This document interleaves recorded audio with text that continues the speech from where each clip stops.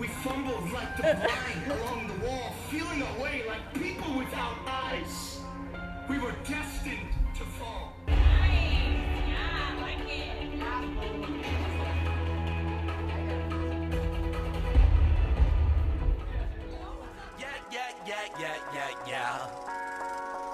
Oh, yeah.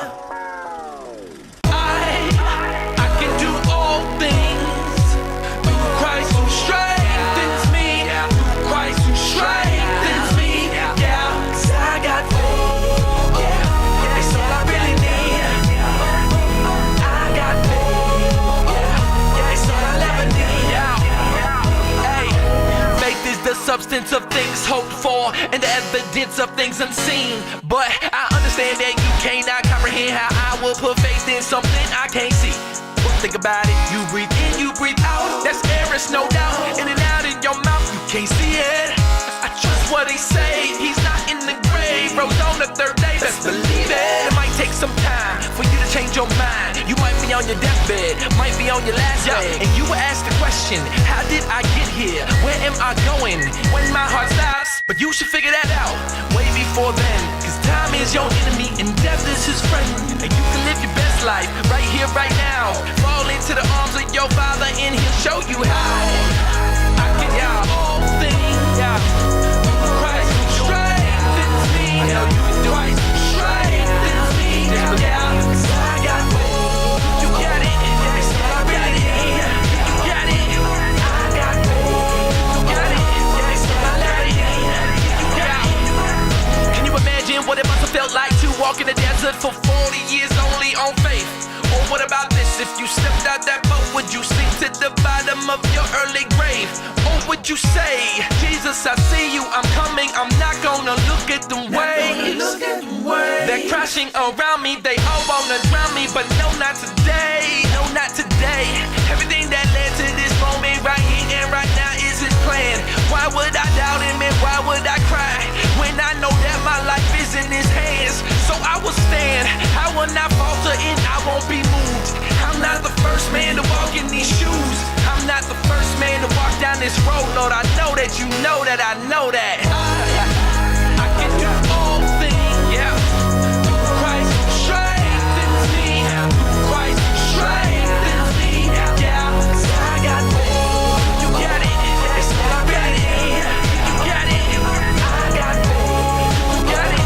It's all I really need. You got it. Yeah.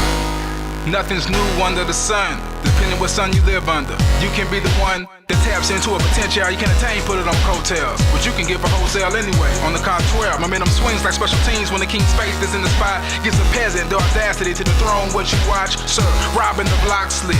Warrior of luxury with a lunch kit of fishing loaves, trying to feed the whole country. I can do all things. I can do all things. Christ strengthens me. Christ strengthens me. Yeah, I got faith. Got it. It's all I really need. It's all that I will ever need. I got faith. Got it. It's all I'll ever need. But before we go into that, you know, a lot of times you could look at teenagers and you say, well, they don't know how to worship for an hour. How can you do a worship night at a youth conference with a bunch of teenagers? It's because we don't believe that you're just the typical American teenager. And we don't believe that you just came to a typical American youth conference. We believe that God intentionally has placed you here for an intentional moment, and that he intentionally is going to deal with things on the inside of every last one of us so that he can intentionally begin to use you to do things in the body of Christ. Listen to me. The greatest threat to the kingdom of hell is not our great preachers and not our great worship leaders, but the greatest threat to the kingdom of hell is that you would go home and you would lock yourself in your bedroom and you would get on your knees and you would believe that he actually listens to the sound of your voice.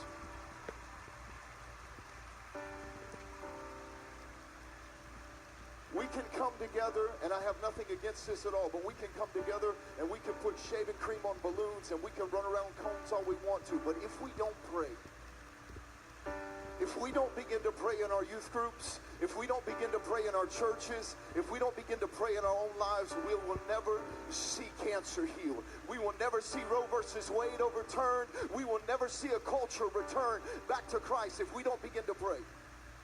So I'm going to challenge you tonight, before we go into worship, we're going to pray together. And I'm going to ask you to engage yourself. So can we do this all across the room? Can you just lift your hands to heaven?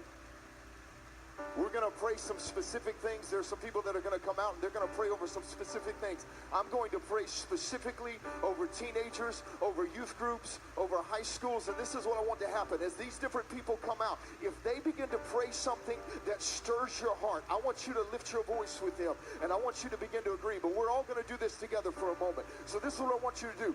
I don't know how you came here. I don't know what you came here with. But I know that he is more than capable of meeting you in this place and transforming you in this moment. So that